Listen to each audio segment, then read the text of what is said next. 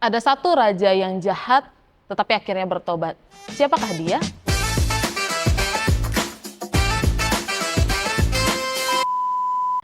Dia adalah Raja Manasye. Dia raja yang diangkat menjadi raja ketika dia usianya 12 tahun dan dia memerintah paling lama dari raja lainnya, yaitu selama 55 tahun. Nah, kenapa Manasye disebut sebagai raja yang jahat? Pertama, karena dia membuat tempat-tempat mezbah penyembahan berhala, bahkan dia dirikan di dalam bait suci. Lalu dia juga memanggil arwah, dia panggil para peramal. Manasye juga bahkan mengorbankan anaknya sendiri sebagai korban bagi persembahan para berhala dan juga membunuh banyak orang yang tidak bersalah.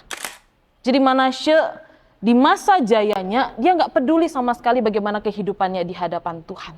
Dia melakukan apa yang jahat di mata Tuhan. Dia pikir mungkin dia punya kuasa, makanya dia bisa melakukan hal-hal yang begitu jahatnya. Lalu kapan Manasye bertobat? Nah, dia bertobat ketika ada penyerangan dari kerajaan Asyur. Di tengah situasi yang dia rasa dia tidak lagi punya daya, dia tidak punya kuasa, dia terjepit, barulah dia berdoa, dia datang minta ampun sama Tuhan dan akhirnya dia pun mengakui kuasanya Tuhan. Dan baiknya Tuhan adalah Tuhan memberikan kesempatan bagi Manasye untuk bertobat. Maka sikap Manasye ini bisa jadi pelajaran buat setiap kita. Jangan sampai kita dihajar oleh Tuhan dulu, baru kita berubah, baru kita bertobat dan berbalik sama Tuhan.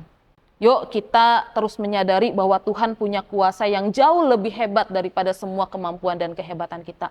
Yuk kita terus merendahkan diri di hadapan Tuhan, kita jadi umat yang taat, kita jadi umat yang hormat sama Tuhan. Tuhan berkati kita semua.